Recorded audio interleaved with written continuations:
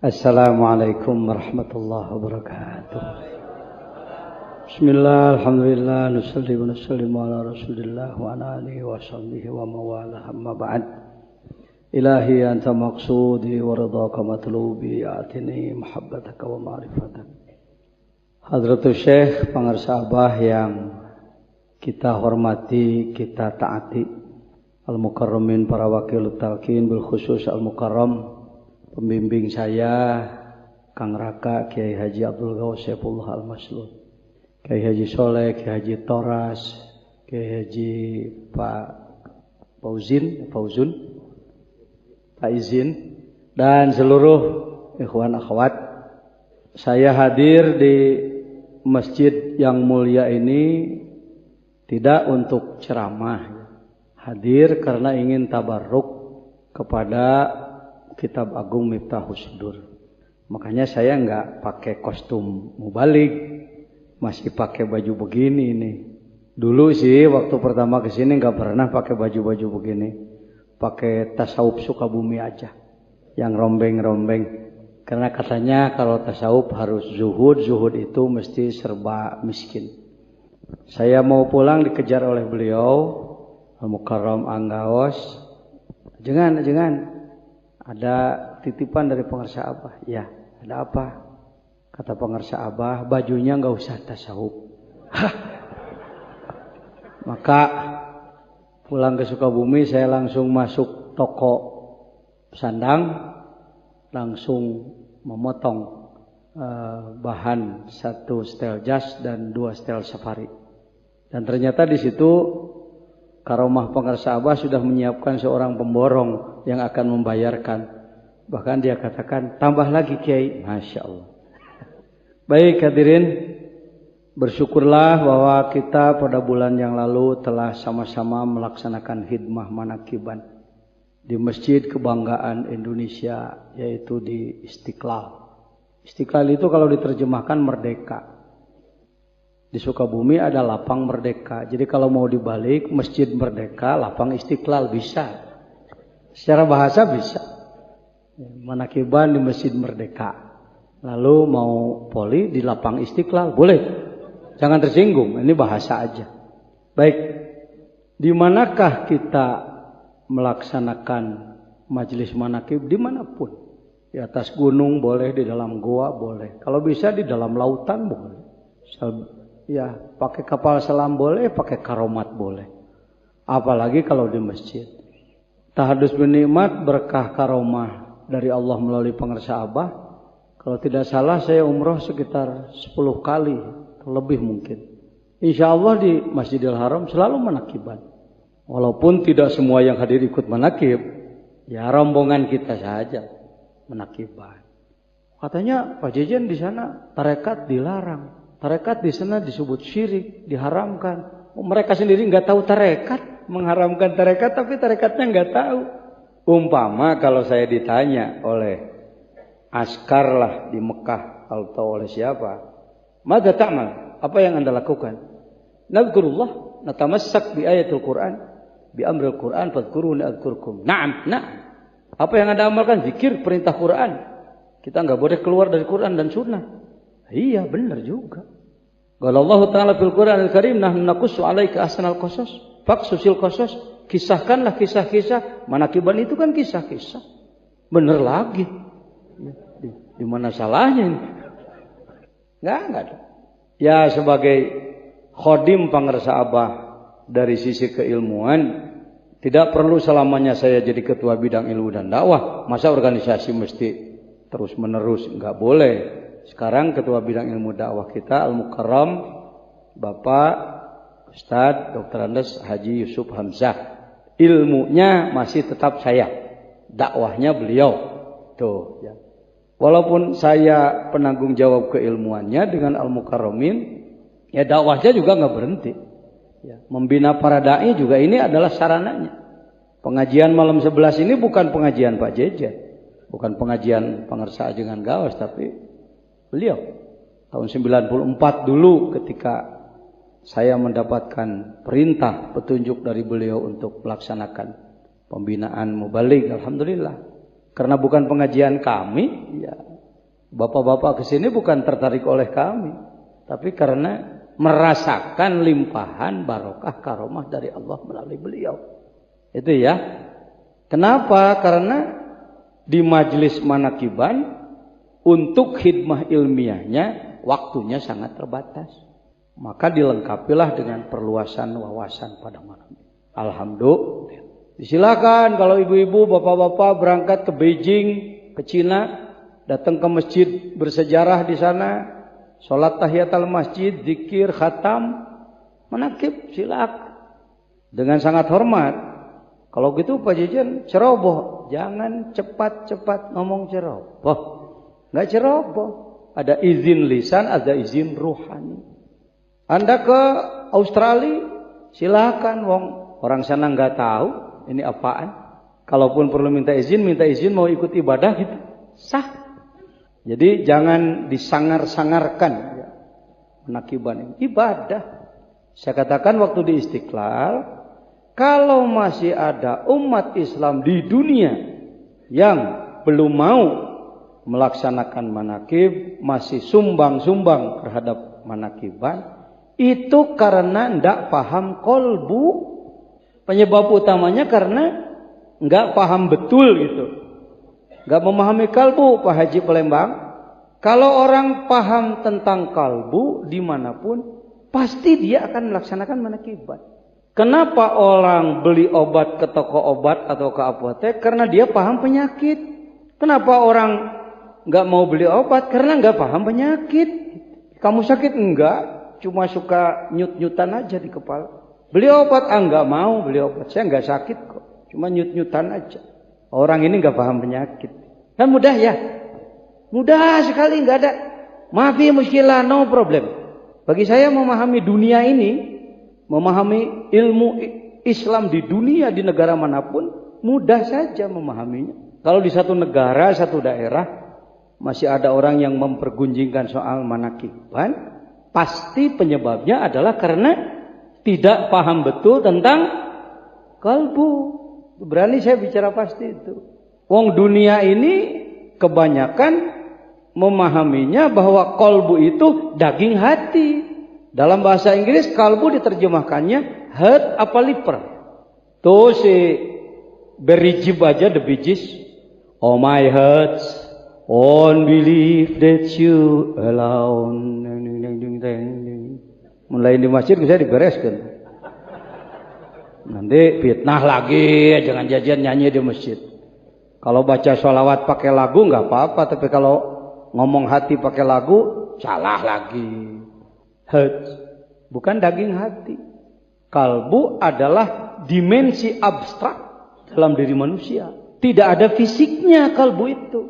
Kalaupun Rasulullah bersabda, ala inna fi jasadibni adam lamudghah, idza saluhat saluhal jasadu kulluh, wa idza fasadat fasadal jasadu kulluh, ala wahyal kalbu. Sahih hadisnya, sahih. Ada dalam Arba'in An-Nawawiyah, ada dalam Bukhari dan lain-lain. Terjemahnya, wahai manusia, ketahuilah bahwa dalam diri kamu sekalian ada segumpal daging. Kalau dia baik, maka semua jasad ikut baik. Kalau semua buruk, maka semua jasad ikut buruk. Artinya, kalau dia tidak baik, maka amalan sekujur badan jadi ikut nggak baik. Dialah kalbu, memberi kesan. Si daging kental itulah kalbu.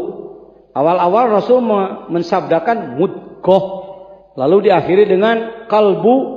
Saya ulang, dalam dirimu, dalam diri manusia ada segumpal daging.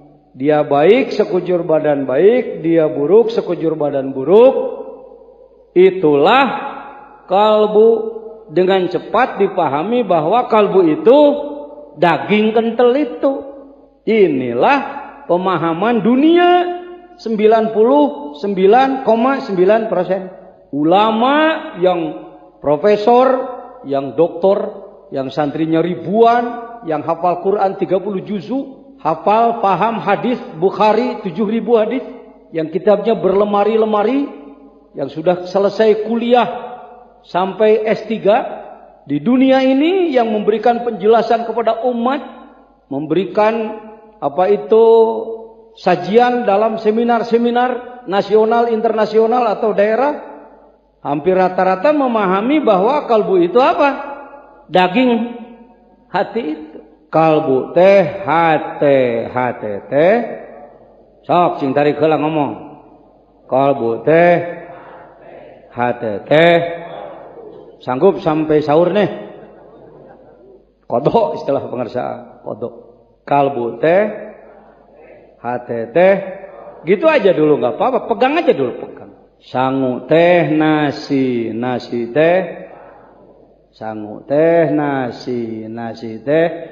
Nasi dalam bahasa Indonesia, sangu dalam bahasa Sunda. Kalau bahasa Jawa, sangoni itu diongkosi. Lain-lain. Ada sangunya, ada ongkosnya. Kalau di Sunda, sangu itu kejo. Sego, bahasa Jawa ini sego nggih. Sega. Nah, ini sangu Sunda well. Sangu teh nasi teh. Ini ngobrol bahasa dulu. Ini ada baiknya dirayapi, didekati pemikirannya dari situ dulu. Bisa nggak ngomong begini?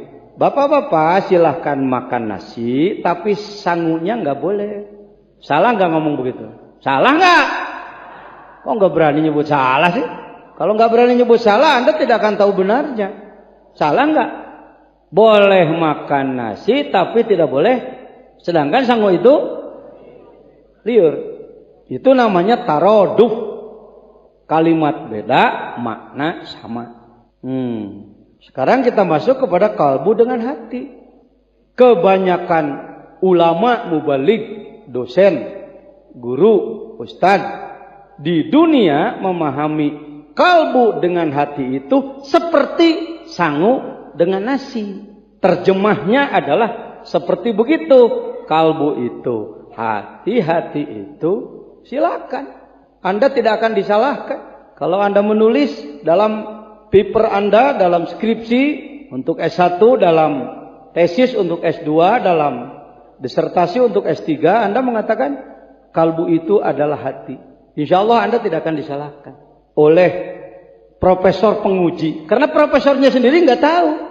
Bagaimana menyalahkan? Oh, nggak tahu. Kalau kita menerjemahkan fi qulubihim, di dalam hati-hati mereka, nggak ada yang menyalahkan. Wong Quran terjemahnya begitu. Karena yang menerjemahkan juga nggak tahu. Ini ngomong berani, nak. Ini sudah melawan arus internasional. Kalau bukan, kalau bukan. Ya udah ketawa aja. Kalau bukan Khodim Mursyid Suryalaya, nggak akan berani ngomong begitu. Saya minta dikritik aja. Silakan. Sampai hari ini masih belum ada yang mengkritik bener. Ya, saya bawa gambar di laptop saya tentang kalbu. Insya Allah nanti Ustadz Arifnya sedang ke bawah dulu. Ada tugas dari saya. Kok diam? Penting nih, penting? Oh, penting Pak. Ya, kalau mau buka-buka omongan saya gini, buka internet. Buka internet. Apakah dari Al-Aqabah atau dari Jazen aja silahkan bisa. Ya, atau dari Suryalaya dan lain-lain. Jadi sudah sangat booming, sudah sangat membumi, merata, memasyarakat pemahaman bahwa kalbu itu terjemah bahasa Indonesianya hati. Melayunya juga sama. Kalau Anda ke Melayu, ke Malaysia atau ke wilayah Sumatera, Riau, Kalimantan, kalbu itu, hati itu, ini salah satu penyebab orang jadi nggak senang manakib. Yang seneng aja belum paham. Yang seneng manakib aja belum paham. Apalagi yang nggak seneng. Betul? Nah, jujur aja. Kok Pak Jajan bisa paham? Tenang aja. Karena punya guru mursyid. Apa pernah baca buku? Enggak. Ya. Kalbu diterjemahkan menjadi hati. Maka seperti nasi, sangu, kejo. Sangu teh. Nasi teh. Kalbu teh. Hati teh, silakan pegang dulu itu, pegang dulu, jangan lepas dulu. Alhamdulillah, sudah dapat ilmu. Idul Fitri alhamdulillah masyarakat kita saking gembiranya bisa melaksanakan tugas Ramadan, saumnya, tarawihnya, tadarusnya, qiyamul lail dan lain sebagainya. Maka ketika datang Idul Fitri, ya ada syukuran. Ini bahasa husnudzon ini. Karena kita sudah menjadi muridnya pengarsa Abah, belajar arif dalam berbahasa. Bahasa suudzonnya saya punya juga. Salah satu kekeliruan kita ketika Idul Fitri bukannya menangis, malah kita poya-poya. Itu bahasa. Begitu bisa ngomong, begitu bisa. Ya, tapi saya sekarang sedang pakai bahasa husnudzon. Saking apa? Tuh, mana mah husnudzon? Henteu sudah henteu. Saking gembiranya dapat melaksanakan ibadah bulan Ramadan yang wajib maupun yang sunat, maka ketika datang Idul Fitri, apa itu? Syukuran dengan membuat masakan yang banyak. Sayur-sayur banyak. Antara lain sambal goreng ati. Sambal goreng ati itu menjadi sayur khusus Idul Fitri. Bahkan biasanya membuatnya itu enggak pakai estimasi, enggak pakai perhitungan pas. Selalu lebih. Dan mengingat wala tubadzir tabdzira, kalau memubadirkan itu saudara setan, maka sayurnya enggak dibuang. Diangetin lagi. Sampai hitam semua. Kentang hitam, pete hitam, daging hitam, semua itulah yang disebutkan di Sukabumi bebeyek. Sebagian menyebutnya belek ketek, sebagian menyebutnya golendrang. Dongdo, ada lagi bahasa Ciamis dongdo, tambah ilmu saya. Bebeyek itu sudah jadi seni itu. Oh, nikmatnya 2-3 hari setelah Idul Fitri kita pakai uli digoreng. Ini juga beda dengan orang Parung. Kalau orang Parung Bogor, kalau uli itu temennya dengan tape ketan. Kalau orang Sukabumi, uli dengan itu sayur yang sudah tidak berstatus. Ya ini apa nyebutnya? Makanya jangan heran rumah sakit di Sukabumi kalau selesai Idul Fitri pasiennya penuh dengan muntaber. Ya, karena memang uli ketan panasnya tinggi plus sayur yang tidak berstatus tadi panas, sama-sama panas bermain dalam perut, maka hasilnya adalah muntaber. Waduh, Pak Jejen kan ini di shot kok omong begitu. Oh enggak apa-apa, ini fakta. Sebaiknya dipelajari oleh Anda, bisa jadi tesis tuh. Enak Pak, ilmu ini semuanya, kejadian ini bisa dijadikan ilmu. Tinggal kemampuan mengemas saja. Menurut penelitian. Sambal goreng apa itu? Hati. Karena yang dibikin sambal gorengnya kan dagingnya tidak sembarangan. Tapi daging apa? Daging hati. Kalau tadi kita kental sekali menyebutkan kalbu itu, hati-hati itu, berarti bisa disebut ibu sedang membuat sambal goreng kalbu. Pernah ngomong begitu enggak? Berani enggak? Enggak. Oh enggak ya? Enggak berani mengatakan sambal goreng kalbu, enggak berani. Kenapa enggak berani? Kenapa diketawain? Salah. Salah apa enggak? Salah. Katanya tadi kalbu itu, hati-hati itu. Berarti sayur hati adalah sayur kalbu. Goreng hati adalah goreng kalbu. Sambal goreng hati adalah sambal goreng kalbu. Tapi Anda tidak berani mengatakan membuat sambal goreng. Artinya ragu-ragu. Artinya enggak panceg.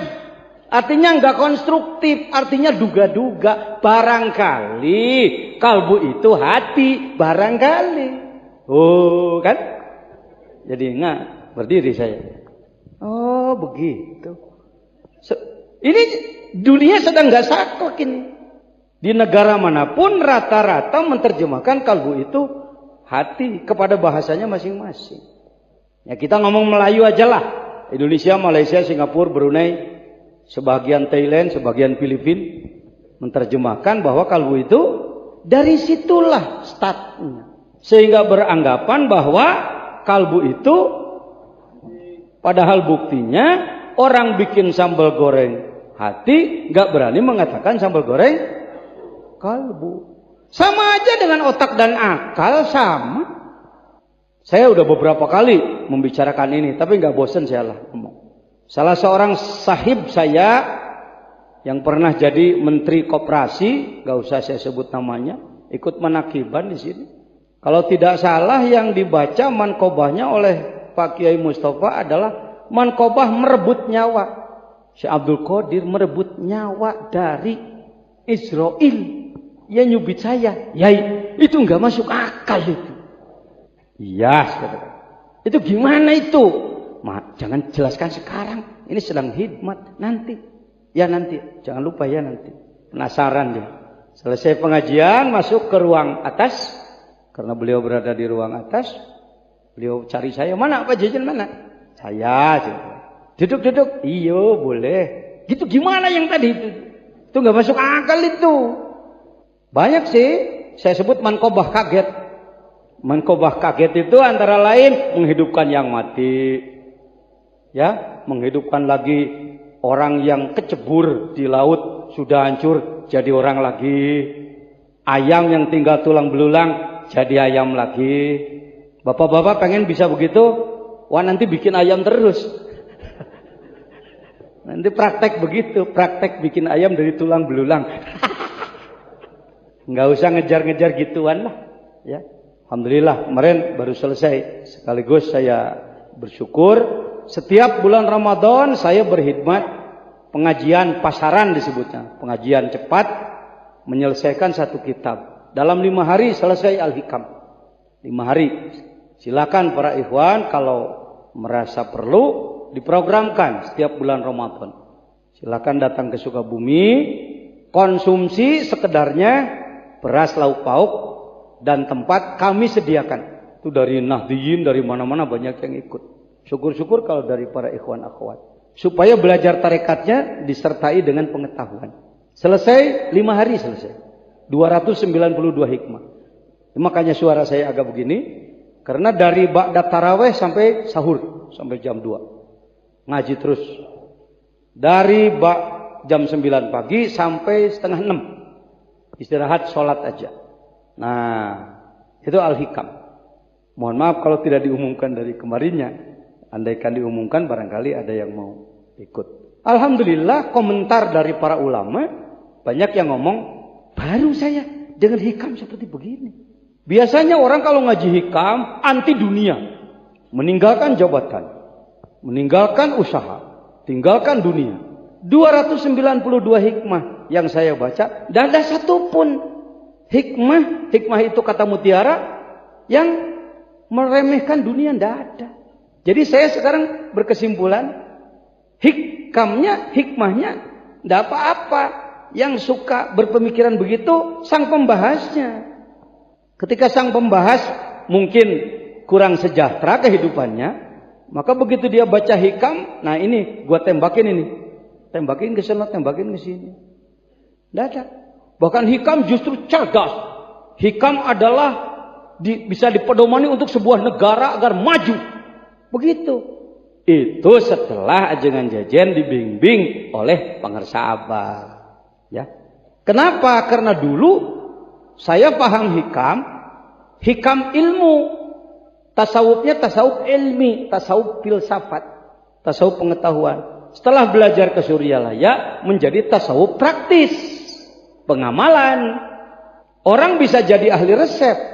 Kalau ditanya, ibu bisa resep sup? Bisa. Oh, ibu ahlinya sup ayam, sup sapi, sup unta. Pinter. Daging ditambah dengan bumbu-bumbu pakai air, tapi nggak pakai kunyit biasanya. Semur bisa. Rendang bisa. Opor pinter. Ibu pernah masak? Tidak pernah masak sih. Jadi kalau makan ngedial katel. Saya dulu sudah jadi ahli ilmu tasawuf, tapi tidak praktik tasawuf. Itu yang mengakibatkan hikam menjadi kelayaban gitu pembahasannya. Jadi hikam cuma berfungsi dua. Satu menyanjung-nyanjung para wali, yang kedua membentur-bentur orang lain. Itu dampaknya. Ini hikam Indonesia, saya tahu. Karena yang ngomong bukan praktis, bukan praktisi. Setelah saya belajar jadi praktisi, mengamalkan, Tidak ada satupun hikmah dalam al-hikam yang membentur dunia. Yang mana? Hikam yang mana? Iradatu tajrid ma iqamatil hayyaka bil asbab minas syahwatil khafiyah. Hei, di bidang makrifat kamu harus berjuang. Jangan berdiam diri. Kecuali kamu oleh Allah sudah dijadikan murad tadi, sudah dijemput oleh Allah, tinggal Anda menikmati. Tetapi justru ibadah orang yang sudah wasil lebih tinggi karena dia sudah menjadi ahli qurbah. Begitupun rizki. Hei orang-orang, jangan malas, kamu harus mencucurkan keringat, harus berusaha mencari rizki. Jangan bermain tajrid di maqam asbab. Kecuali kalau kamu sudah ibadah baik, dinilai oleh Allah, rizkimu tanpa harus mengeluarkan keringat lagi datang sendiri, silahkan ibadahlah yang benar. Mana bisa disebut anti dunia? Yang ngomong aja yang belum punya dunia. Baik, hadirin. Tadi sampai di mana kalbu ya? Ketika sohib saya itu, ikhwan kita bertanya begitu kepada saya, dia mengatakan gak masuk akal. Saya katakan sambil ketawa, diulang nunjuknya. Ya begini gak masuk akal Pak Jejen. Ya nunjuknya yang keliru. Keliru Pak Jejen gimana? Ya akal kan ke sini. Keliru saya katakan. Itu bukan akal, itu otak itu. Bahasa Arabnya otak bukan akal, dimal. Bukan akal, dimal. Otak. Sapi punya dimak, otak sapi digoreng enak. Ayam punya dimak. Apalagi udang. Otak nana tuur. Taika hulu-hulu disebut. Ya, disebut otak udang kan? Oh gitu ya? Apa beda Pak Jejen? Insya Allah beda sih. Bedanya? Ya kalau situ lapar, masuk rumah makan Padang, minta, bang, saya mau makan dengan goreng otak. Aduh, coba minta goreng akal. Ada yang pernah makan dengan goreng akal, pepes akal, rendang akal? Nah gini-ginian ini, perbaikan ini, pelurusan ini, mahal ini. Andaikan tidak disaluri ilmu oleh beliau, mana bisa orang sebodoh saya tahu ginian. Contoh, mobil mogok. Supirnya nggak ngerti onderdil mobil. Begitu mogok yang ada marah-marah terus. Dasar mobil tolol, goblok. Dia tendang, dia tumpuk. Mungkin kata mobil, aku yang gila apa kamu yang sepeleng? Yang mogok mesinnya dirojokan knalpot. Udah 3 hari 3 malam. Ngapain Pak? Bersihin knalpot. Memangnya di situ penyakitnya? Barangkali. Tuh kan? Ini barangkali ini. Lain dengan datang bengkel profesional. Apa mobilnya Pak? Mogok Pak? Iya, gimana nih? Ya udah, Bapak ngeteh aja lah. Saya cek ya. Gue pakai emosi. Gue pakai sombong-sombongan, gak usah, cek aja. Pertama yang dicek apa? Saluran minyaknya dulu. Jalan bagus. Lalu strumnya kenapa ya gak jalan? Ada gangguan. Ternyata cuma apa itu? Ada satu kabel yang gak tersambung. Ada saklar yang gak tersambung. Begitu disambungkan sedikit, cuma tuh jalan. Mercedes saya pernah mogok di Bandung. Anak saya nggak ngerti, nelpon, Pak mogok. Ya cari bengkel. Bingung. Nggak ada uangnya, ngutang aja. Apa sulitnya? Cari bengkel. Apa coba? Naon teh? Yang bulat sikringnya putus, maka untuk hidup lagi cuma dibantu dengan kertas rokok yang ada timahnya itu. Bungkus etik Mercedes Baby Band mogok, lalu hidupnya dengan kertas bekas rokok. Cemeng tuh karena ahli memperbaiki kalbu orang pakai pidato, ya baguslah. Ibarat ngerojokan knalpot itu. Pidato nih kan itu kan dia bagus. Masa orang pakai dalil disebut jelek? Udah pakai nangis segala. Ya bagus. Pertanyaan dari saya mudah. Lu ahli apa bukan sih? Ya, umat sih yang namanya orang bodoh. Seneng aja. Paham? Tahu intinya manakiban di Istiqlal? Tuh salah satu.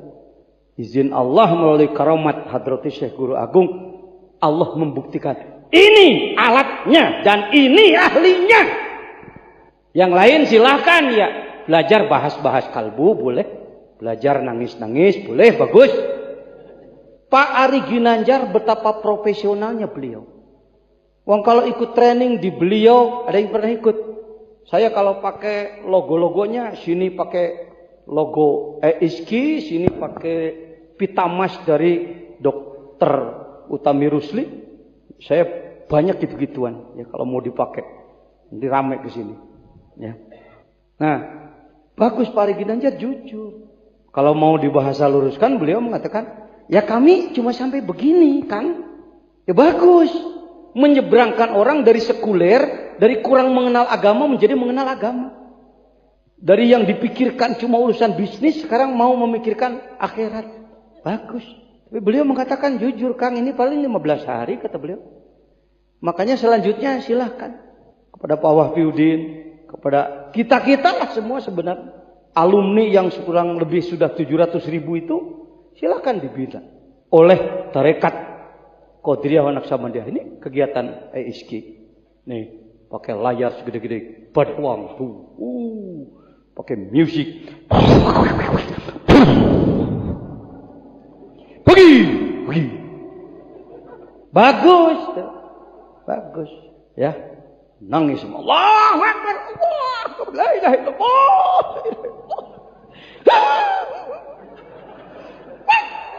Bagus. Ayo umat ini garap keroyok oleh yang ahli ini, yang ahli ini. Ayo. Tapi sebaiknya semuanya jujur bahwa kami ini pengantar. Untuk perbaikan sebenarnya serahkan kepada, kan enak ya. Ini enggak kultus ini, ngomong ilmu ini. Wong kalbu saja tadi masih keliru paham. Bahwa yang disebutkan kalbu, nih, bukalah Ihya Ulumuddinnya Imam Al-Ghazali. Izin Allah, Habib Umar Al-Yamani, beliau sering datang ke Indonesia. Kalau beliau datang, maka beliau melaksanakan pengajian Ihya. Izin Allah ketika saya ikut di Bogor, yang dibahas pas ini. Ihya juz awal, Kiai Pak Izin. Ruh nafsu akal kalbu, ruh nafsu akal kalbu. Kalbu dulu nyebutnya Rib. Kalbu, nafsu, ruh, akal, kalbu, akal, ruh, nafsu, kalbu. Kalbu, akal, ruh, nafsu, ngomong. Kalbu, akal, ruh, nafsu. 4 kalimat maknanya sama. 4 kalimat maknanya sama. Kalau Bapak mengatakan, enggak begitu Pak Jajan, ahlian mana kamu dengan Imam Ghazali? Ngukur diri. Kata Imam Ghazali di dalam Ihya-nya, beliau ya ahli ilmu kalam, ya ahli ilmu filsafat, ya ahli ilmu hikmat, ya ahli ilmu fikih, ya ahli tafsir, ya ahli hadis, ya ahli tasawuf. Di dalam Ihya-nya menyatakan kalbu, akal, ruh, nafsu. 4 kalimat maknanya sama. Itu juga. Kita seling kental Indonesia menyebutkan kalbu adalah daging hati. Akal adalah otak, ruh adalah nyawa, nafsu adalah marah. Kan? Begitu amatir. Sadar Anda. Indonesia itu di situ pemahamannya. Kalau orang marah, nafsu lah sok nafsu tuh. Maka kesimpulannya nafsu jelek, kan? Nafsu itu jelek, nafsu itu jelek. Tapi kalau Anda mau makan, nggak enak makan, disebutnya nggak nafsu makan, maka cari obat untuk nafsu makan. Kurang nafsu makan, beli jamu nafsu makan. Artinya perlu apa? Perlu nafsu liar tuh. Di satu pihak nafsu digoreng, di lain pihak kurang nafsu sah. Malam Jumat diajaki oleh istrinya halal. Pak, malam Jumat nafsu. Kurang nafsu beli jamu tangkur ramuan Madura. Normal ngomong begini enggak porno. Wong kamu juga produk itu. Yang penting halal. Ya, kurang nafsu beli jamu nafsu. Jadi nafsu penting. Kurang nafsu sholat beli jamu Air mancur nggak bikin, sido muncul nggak bikin, yang ada di Suryalaya. La ilaha. Tuh. Ayo, mau kemana? Saya aja yang ketua umum Majelis Ulama ke sini untuk bidang itu khususnya, ya. Nafsu itu dipahaminya terlalu dangkal. Indonesia ini memahami kalimat keagamaan mungkin karena didesak keperluan, terlalu cepat ngomong. Fitnah, coba. Saya mau dengar. Fitnah baik apa jelek? Baik apa jelek fitnah itu? Membahayakan apa enggak? Besar dosanya apa enggak? Lebih besar daripada? Lebih besar daripada? Yang kenceng kalau ngomong lebih besar daripada? Nah, keliru kamu. Enak kalau ngomongnya udah kenceng lalu sebut keliru, gitu. Karena di Indonesia memahami fitnah adalah menuduh. Ayatnya jelas, al-fitnatu asyaddu minal qatli. 3 orang anak lagi pada main gundukah atau main apa ya, utik disebutnya. Pokoknya main congklak umpamanya, 3 orang. Tercium bau kentut. Kata yang satu, modal sih ya. Karena bau. Lalu dia ngomong, modal. Lu kentut ya? Fitnah. Al-fitnatu asyaddu minal qatl. Coba bawa ke sidang ilmu S1 aja dulu. Judulnya adalah tentang fitnah dengan dalil al-fitnatu asyaddu minal qatli, penelitiannya tentang kentut anak. Jadi di situ disimpulkan bahwa menuduh kentut lebih besar daripada membunuh. Wah, Anda ketawa, kenapa ketawa?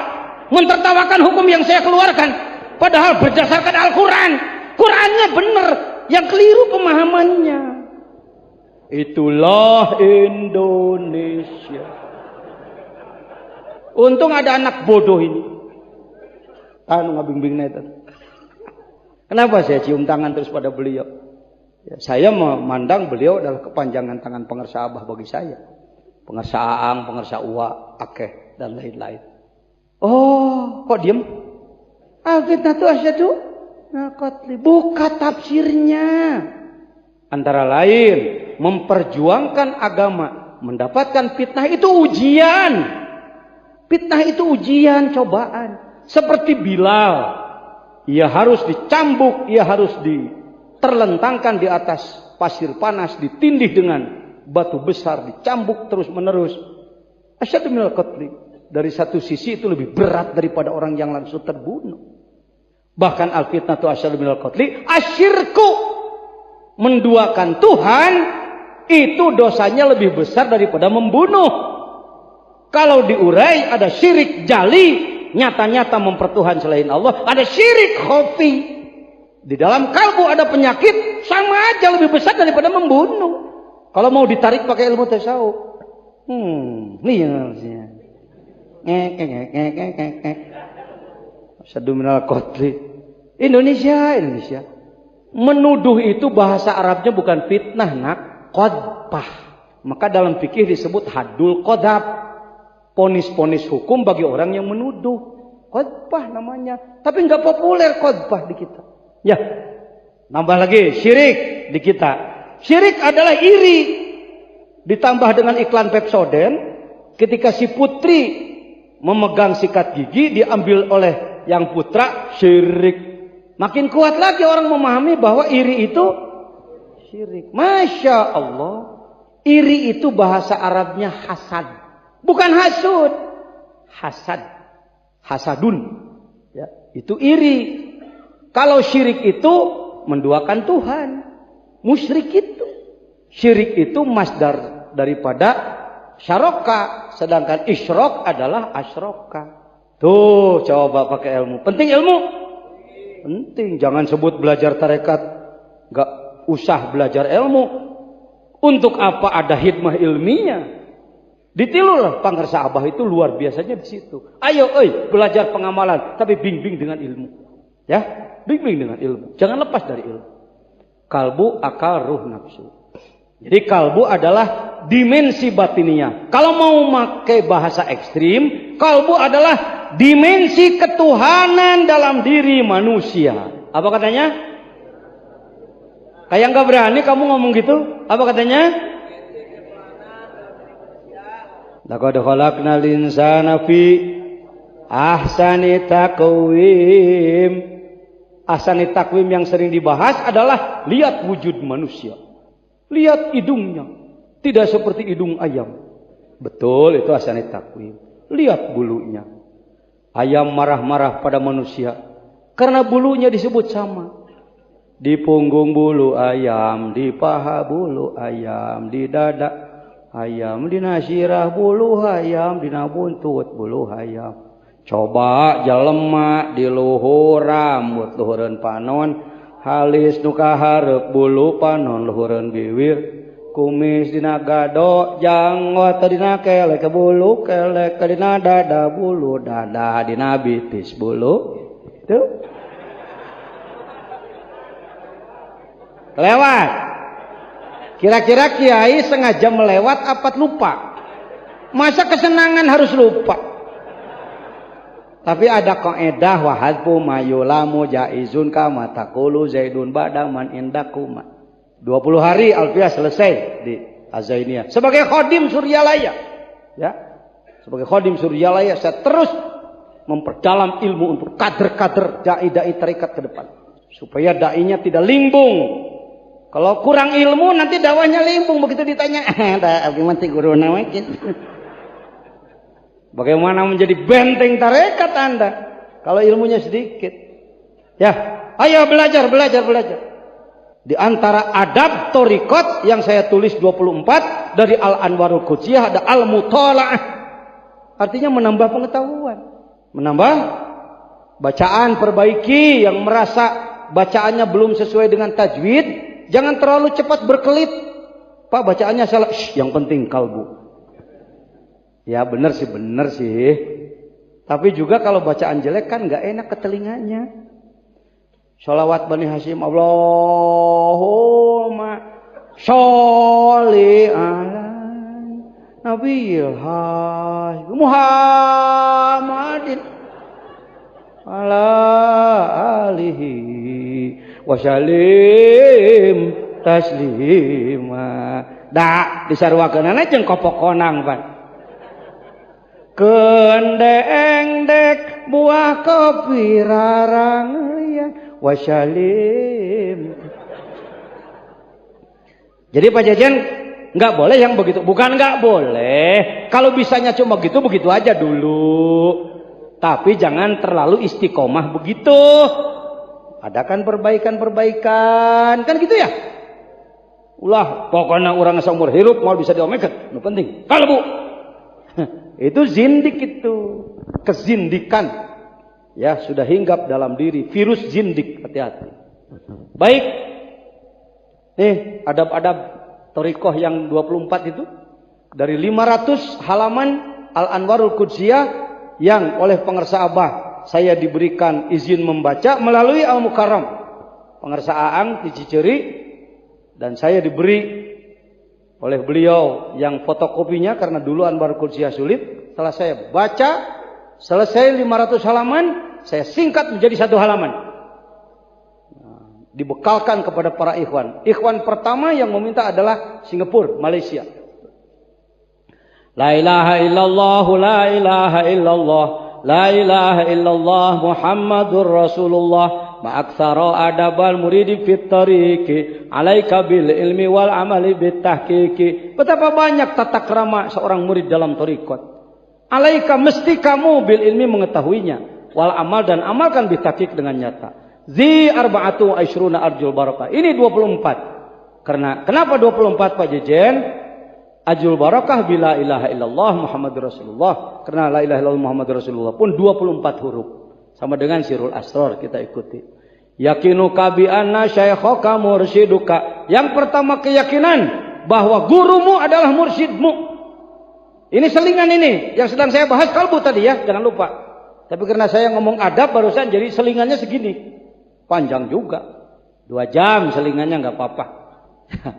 Yakinuka bi anna syaikhaka mursyid. Jangan ragu-ragu. Syekhmu pengarsa Abah adalah mursyidmu. Ini gimana Pak Jian antara syekh dengan mursyid? Oh, perlu itu. Syekh pada awalnya syekh itu adalah orang yang tua umur. Aki-aki bengkung boro-boronya hong ilmu. Bodoh kata toloi aseh cek Arab mah. Di kampung saya ada Syekh Ajum. Ki Ajum, Syekh Icup, Ki Icup, Syekh Ibong. Kalau bahasa Syekh menurut bahasa sehari-hari, ya. Tapi kalau Syekh yang dimaksud di dalam ilmu adalah orang yang tinggi ilmunya, walaupun beliau masih muda. Syekh di Mesir ada Syekh Ashraf, orang dari dunia mana-mana menziarahi makam beliau, termasuk saya. Datang ke makam beliau bersama Al-Mukarram Ustadz Ali dari Singapura dan rombongan. Saya menangis di makam beliau. Orang bertanya, kenapa Pak Jen menangis seperti itu? Malu saya. Kenapa malu Pak Yai? Malu Syekh Ashraf 7 tahun jadi Syekh. Saya sudah 40 tahun tak jadi Syekh. Syekh Ashraf 7 tahun jadi wali nih. Jen jadi wali-wali daya. Jadi wali henteu atuh ngilu-ngilu ka para wali.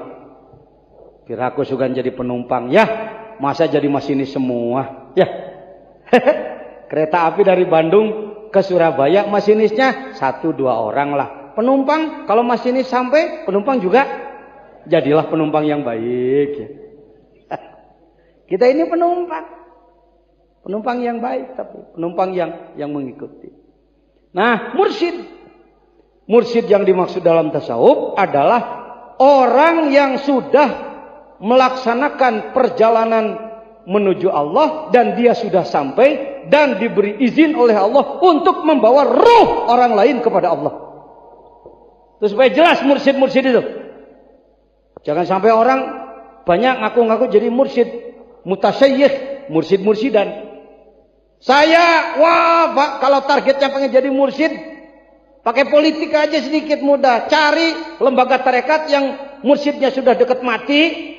Lalu saya jadi wakil, lalu dia mati, jadilah saya mursyid. Wow, Syekh Zainul Abidin. Tinggal pakai ini. Hidungnya mancungi Syekh Al-Habib, Habib Zain. Nipu orang apa sulitnya Pak? Yang gak punya ilmu aja pinter nipu, apalagi saya. Dalam tarekat, kalau kamu di satu lembaga sudah dinyatakan tertinggi, cepat lari pada lembaga lain yang kira-kira kamu jadi terendah. Begitu. Bukan malah nunggu. Wah, kira-kira sih ini bisa ditunggu nih.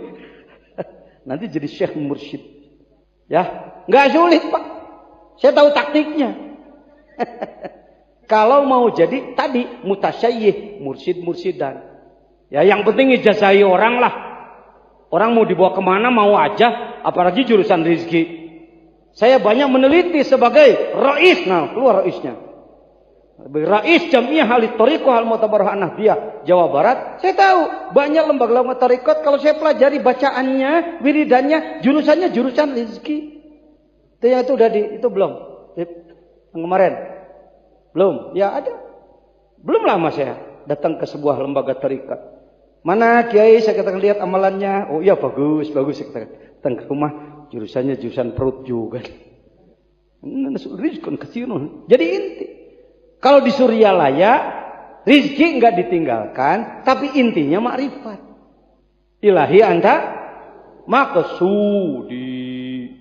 Ya Allah, saya ingin melakukan perjalanan ruh menuju engkau ya Allah, dan saya akan kejar engkau ya Allah, saya akan sampai padamu ya Allah, saya akan lalui alam mulki malakut jabarut lahut, 7 lapis langit dilewati. Enggak gegabah dikir Anda itu. Syukur-syukur enggak tahulah supaya enggak sombong. Anda itu enggak gegabah dikir Anda itu. Ya ada manfaatnya enggak tahu itu, jadi enggak sombong gitu. Jadi dari tahu jangan sombong. Dari tahu justru semakin paham, semakin sadar dari pengetahuan. Zikir Anda itu zikir yang digaidi oleh Syekh Mursyid Kamil Mukammil. Ruh Anda dibawa melakukan perjalanan ruh dari bumi ini sampai ke langit 1, lalu tembus langit 1, 2, 3, 4, 5, 6, 7, masuk ke alam Jabarut yang disebut Sidrah Muntaha, lalu masuk ke Lahut bersama dia di sana. Kenapa Anda kelihatannya celingukan diajak ngomong begini? Saya tahu penyebab utamanya. Karena kebanyakan orang berpemikiran bahwa yang disebutkan dengan dekat kepada Allah adalah mau ngatur Allah semau kita. Ini kesalahannya, nak. Oh, Pak Jejen, nanti jadi kalau kita sudah usul pada Allah, nanti kita atur Tuhan ya, semau kita ya. Allah rezeki yang banyak, awas jangan sedikit kita ya. Kok jadi Tuhan begitu sih? Panjangin umur saya ya Allah. Ya Allah, itu gunung cepat jadikan emas ya Allah. Bukan begitu. Ini kekeliruan negeriku Indonesia dan negara-negara lain beranggapan bahwa kalau orang sudah dekat dengan Allah, yang disebut wali Allah adalah ngatur Tuhan. Bukan, Pak, salah besar. Justru orang lebih dekat kepada Allah lebih banyak ujiannya. Nabi Isa dekat nggak dengan Allah? Sangat dekat. Tanah dia buat menjadi emas. Apakah tiap hari bikin emas? Enggak, kita berpikirnya kalau sudah dekat dengan Allah, nanti saya mau ngatur Allah semau saya. Jadi selama belum bisa ngatur Allah, maka kita dianggap belum dekat. Ini benar apa enggak saya ngomong? Bukan begitu. Dekat dengan Allah bukan ngatur Tuhan. Justru untuk lebih berserah pada Allah. Bahkan kebanyakan orang yang sudah dekat dengan Allah, berdoa pun enggak berani. Kalaupun berdoa itu karena melaksanakan tugas saja. Da'unaka Allahumma kama amartana fastajib lana kama wa'atana. Saya berdoa ya Allah sebenarnya bukan mau meminta.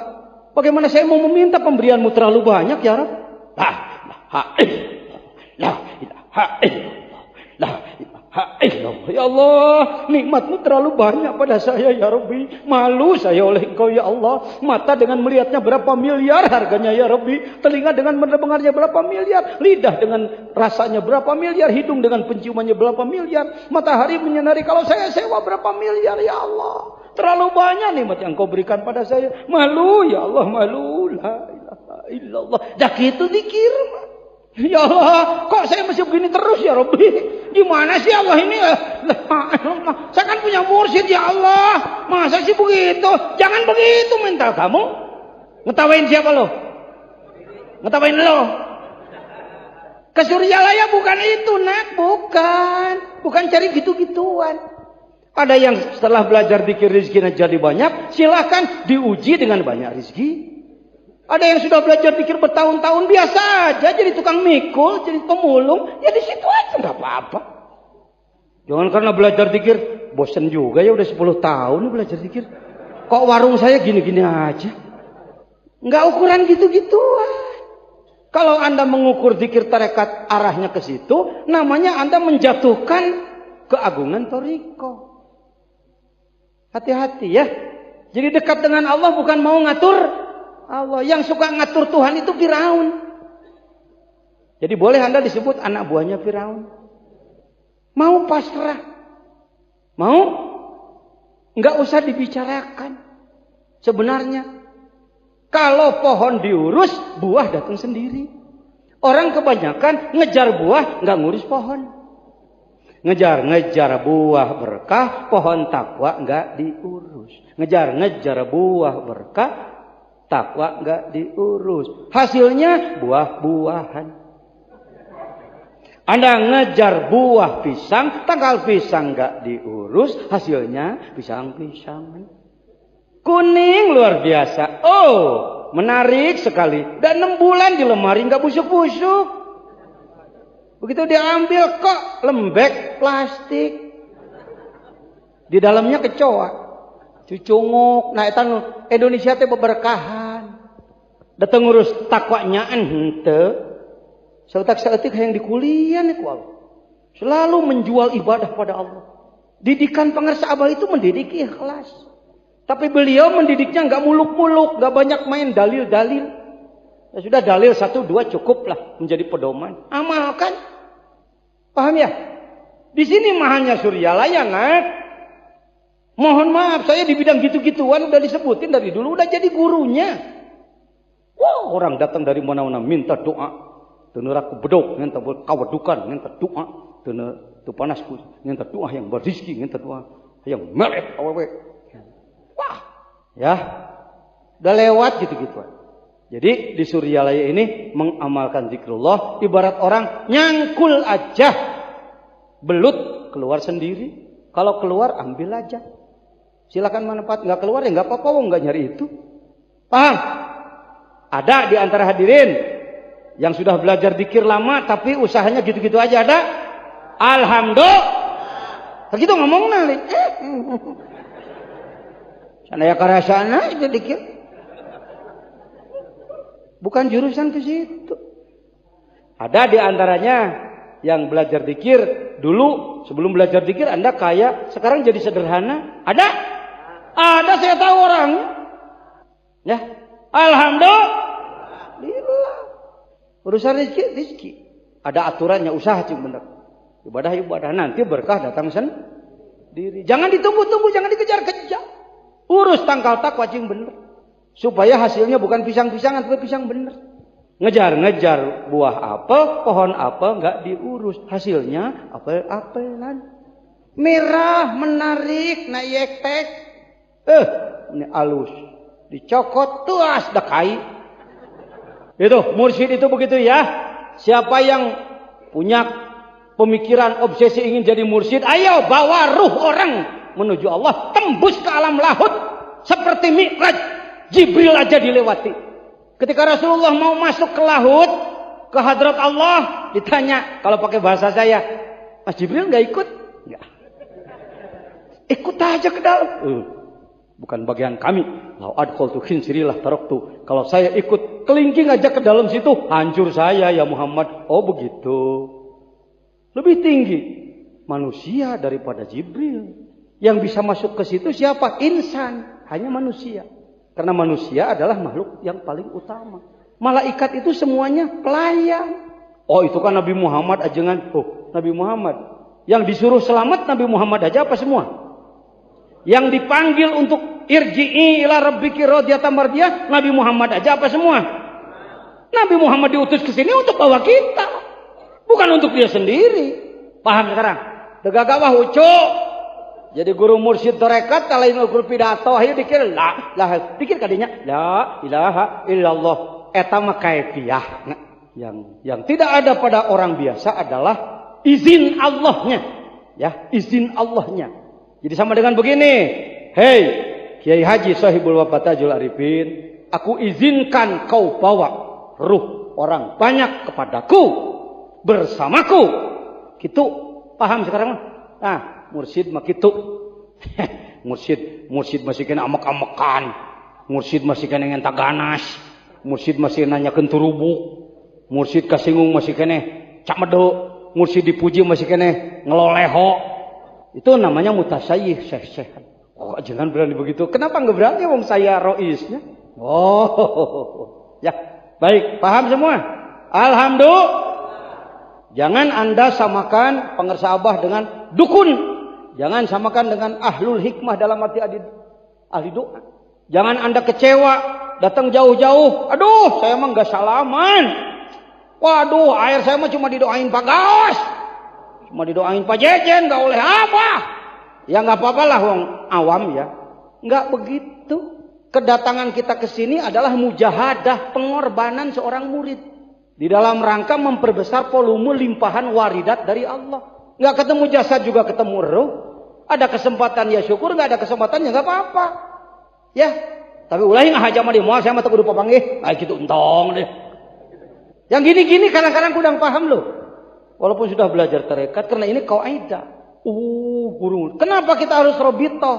Sebenarnya yang robitoh itu ruh, kalbu itu. Ibarat Anda sedang dibawa terbang, lalu Anda melepaskan diri, nu tiba buat mal batur mana? Bung. Paman kata, paina main kudu nafsu. Makanya dalam lagu saya kan, oh guruku yang mulia, bimbinglah kami. Oh guruku yang agung, tuntunlah kami. Oh guruku yang mulia, bawalah kami. Oh guruku yang agung, tembuskan kami. Di mana ya lagu gitu? Oh Pak Jejen jago ya. Lain sih Jejen. Ti ditu. Kan si Oman. Cenah panah antepan. Kenah ker dibuka hakikatna tu batur. Hei, Lain guru ngan sakadar minterkeun ieu. Hayang pinter mah kana we heuh. Tah kadinya teh tukang minterkeun hungkul. Tauhid pikir tasawuf nahu sorop mah ani bayan bade makulat atau isikop menaruh mantek. Sukabumi termasuk gudangna nu kitu. Ana tukang minterkeun. Minterkeun mah tapi mawaruh batur ka Gusti mah amit-amit poboro moal maneh aing ge teu nepi-nepi heuh. Aing jadi bawa batur, gagabah. Gaya bagai saya ge mursid naon. Ya, dah gampang. Kalau ada orang ngaku mursid tanya aja, sanggup bawa ruh saya kepada Allah? Enggak sanggup, lain atau gitu. Tapi bahasa pangarsa Abah cukup di dalam tambeh jeung sim kuring nu jadi pananyaan thariqat qadiriyah wan naqsabandiyah. Saya tempat orang bertanya. Tawadu ya? Enggak begini. Saya adalah orang yang telah diizinkan oleh Allah untuk membawa ruh berjuta-juta manusia menembus 4 lapis alam mulki malakut jabarut lahut tembus kepada Allah. Untuk itu bahasana nu disebutkan matah kalimahna sok dibaca tara gitu di madrasah maftahut thariqah dibahasakan oleh beliau tempat orang bertanya jauh-jauh sebenarnya ai maftah teh tempat mukakeun paham bukan gegabahna belajar tarekat ini. Alhamdulillah. Aduh kiai saya mau bodoh ya kan dibina juga ilmunya dibina. Siapa bilang Anda bodoh? Saya keberatan. Saya sebagai khodim pengersa Abah di bidang keilmuan, keberatan kalau ada orang mengatakan orang-orang bodoh seperti itu kok sudah dibawa tarekat. Siapa bilang Anda bodoh? Menurut saya Anda orang berilmu. Saya akan tanya di bidang tauhid, siapa Tuhanmu? Jawab yang benar. Siapa Tuhanmu? Tahu. Ya itu udah tahu kan? Nama Tuhanmu siapa? Allah itu berkuasa apa lemah? Ada atau tidak ada? Maha mengetahui atau bodoh? Mendengar apa tuli? Bicara apa dia itu? Bisu? Kaya atau miskin? Itu ilmu itu. Itu ilmu tauhid namanya. Kamu sudah tahu. Ayo disebut bodoh. Sana nyebut bodoh. Saya tahu di balik mengatakan bodoh itu menginjak orang supaya dia tetap dianggap lebih tinggi daripada kamu. Ada unsur penipuan, saya tahu. Saya Syuriah Nahdlatul Ulama, Pak. Ya. Saya pembina utama saya. Tuh, sok berijil jabatan saya, Pak. Bukan untuk apa-apa, bukan untuk disanjung, tapi berhentilah membodohi orang. Ini orang-orang berkata. Saya tanya bidang fikih sekarang. Wudu pakai air atau pakai pasir? Yang pertama dibasuh wajibnya muka atau kaki. Kalau kamu membasuh kaki sampai paha apa sampai lewat mata kaki? Kalau tangan lewat pergelangan atau lewat sikut? Ilmu apa bukan itu? Ilmu apa itu? Siapa bilang kamu bodoh fikih? Ya kalau suruh baca kitabnya nggak bisa. Ya kalau suruh baca kitab kalau nggak nyantren mana bisa. Tapi tidak berarti orang tidak bisa baca kitab dianggap tidak berpengetahuan. Banyak orang yang bisa praktek masak nggak pernah baca resep. Betul? Ayo mana? Sia kok ayo. Bohongan eta nu nitahna. Sigana we teh nyariosot teh da. Urang ge teu manehna anu kitu. Hei, hadirin. Alhamdulillah. Bidang tasawuf. Anda ahli ilmu tasawuf bukan? Bahkan helanan. Terlalu lama Anda disebut bodoh di bidang tasawuf. Saya sekarang akan bicara tasawuf kepada saudara. Apakah dalam hati kita ada kebencian? Ada malas? Ada dendam? Ada serakah? Hilangkan apa jangan? Itu yang tasawuf itu. Ngomong begitu itu tasawuf itu. Oh, ini abdi teh pinter. Cuma kamu terlalu lama dipermainkan oleh orang supaya terus jadi pengikut orang. Pokoknya siapa di tukang yang ulah ngaliwatan aing. Berdoa saja harus nunggu ustad. Sampai makanan basi ustad datang tetulus yang ngadua. Mohon maaf, menghormati ulamanya saya setuju. Tapi kalau ada unsur seperti itu, seakan-akan orang disimpan di belakang seumur-umur. Dalam tarekat nggak begitu. Pangersa Abah memberikan, nih alatnya, tuh begini caranya. Bang siang ngapung ke Allah itu bar sararea. Dibiarkan kita terbang ruhnya semua pada Allah. Beliau tersenyum kadang menangis. Gitu terus. Yang dituna di tukang seumur-umur. Yung sia laliwatan aing laliwatan. Kalau beliau mengatakan, "Jen, lamun aya nu hayang talkin gancangan bikeun, peuting jadi wali mah heula manehna daripada urang." Kan begitu ya pengersa? Lain urang kudu panghulan wakil talqin mun itu menang kalengkahan. Naon?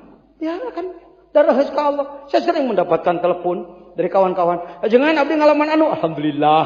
Padahal dia mendapatkan talqinnya dari pengarsa Abah melalui saya. Saya sendiri belum mengalami yang begitu-begitu. Dia sudah, syukur alhamdulillah. Nah tarekat mah bukan partai politik tarekat. Ya, bukan organisasi.